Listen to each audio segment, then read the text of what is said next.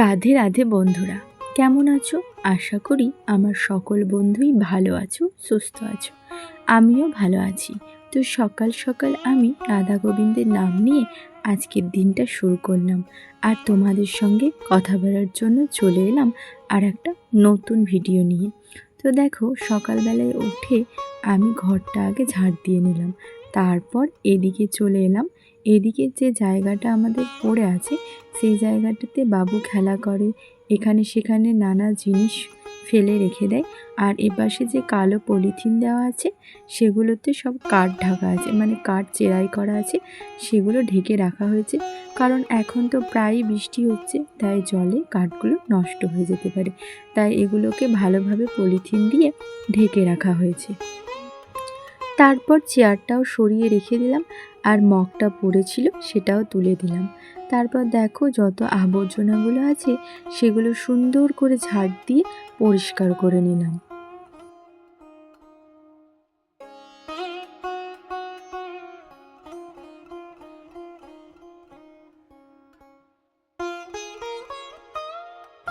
আর এদিকে দেখো, বাবুর গাড়িটা কেমনভাবে রেখে দিয়েছে, তিরপলের মধ্যে পুরো জড়িয়ে গেছে।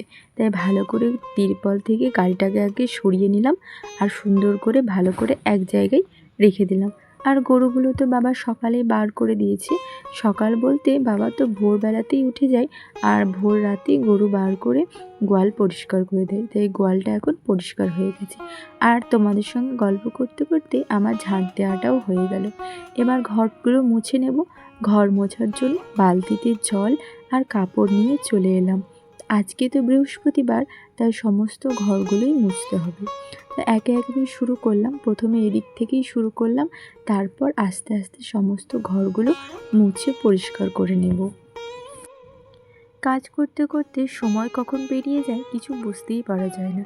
এই যে সকাল থেকে ঝাড় দেওয়া, ঘর মোছা একটা কাজ তো নয়, তারপরে কাপড় কাচা, আরও অনেক কাজ আছে। তো তোমরা এই ভিডিওটা শুরু থেকে শেষ পর্যন্ত দেখবে, তোমাদের দেখতে খুবই ভালো লাগবে।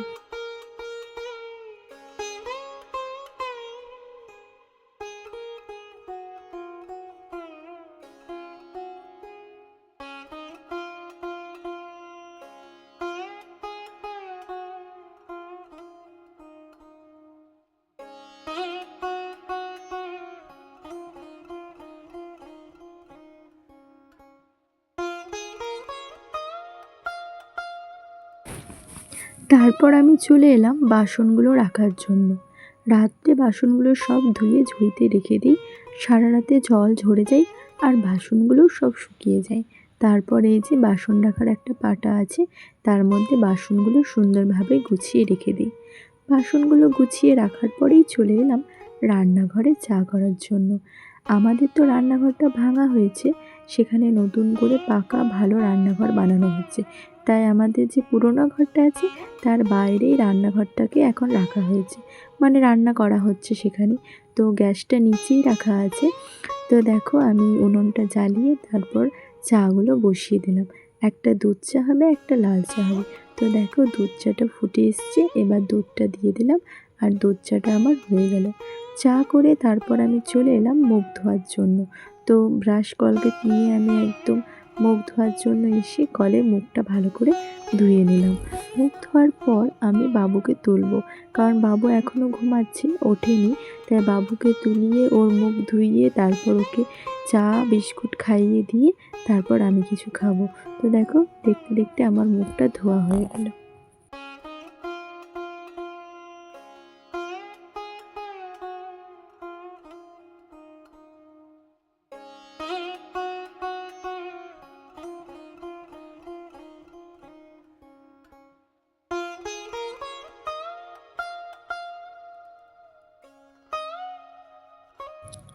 মুখ টুক মুছে এবার আমি জল খাওয়ার জন্য বোতল আর গ্লাস নিয়ে চলে এলাম। প্রতিদিনই সকালে খালি পেটে আগে আমি জল খাই। তো 1 গ্লাস মতো জল এখন খেয়ে নেব, তারপরে আবার বাকি কাজগুলো করতে শুরু করব।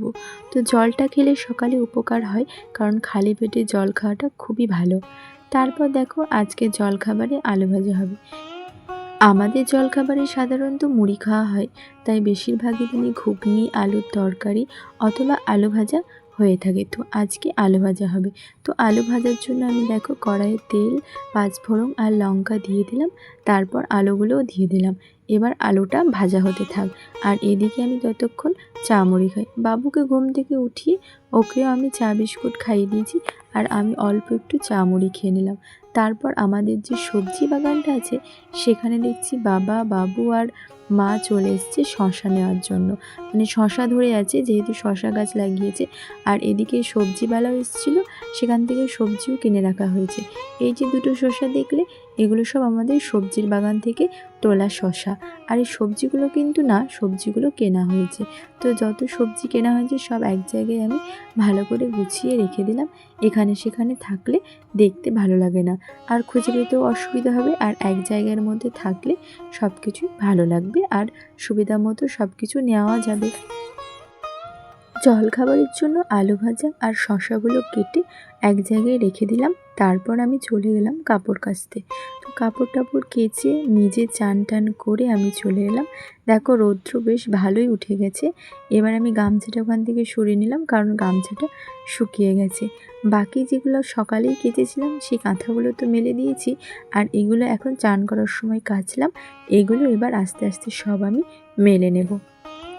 কাপড় চোপড় যত সকাল সকাল কেচে নেওয়া যায় ততই ভালো, কারণ সকাল সকাল কেচে নিলে এগুলো তাড়াতাড়ি শুকিয়েও যাবে। তারপর তুমি সময় মতো এগুলোকে ভাঁজ করে ঠিকঠাক জায়গায় রেখে দিতে পারবে।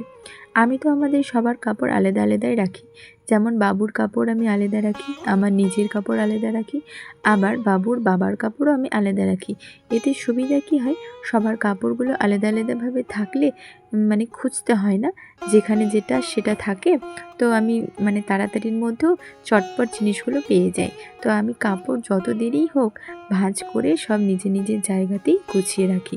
তাই আমি চেষ্টা করি যাতে সকাল সকাল কাপড়গুলো কেচে মেলে দিতে পারি। তাহলে সময় মতো আমি ঠিকঠাক শুকিয়ে গেলে যখন সময় পাবো ভাঁজ করে রেখে দিতে পারবো।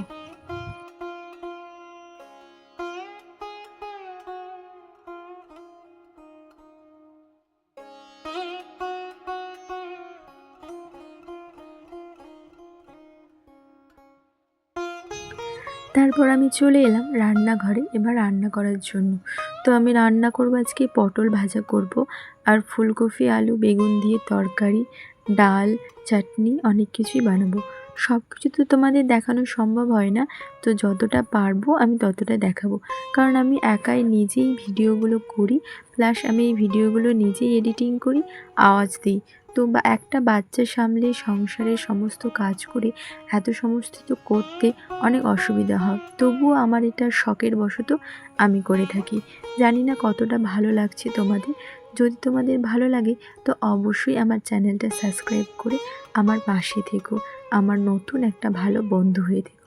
তো দেখো তরকারিগুলো তোমাদের সঙ্গে গল্প করতে করতে কাটা হয়ে গেল, আর রান্নাও আমি করতে এগুলো বসিয়ে দিলাম। আর যদি ভিডিওটা তোমাদের ভালো লাগে তো অবশ্যই এই চ্যানেলটাকে সাবস্ক্রাইব করে আমার পাশে থেকো।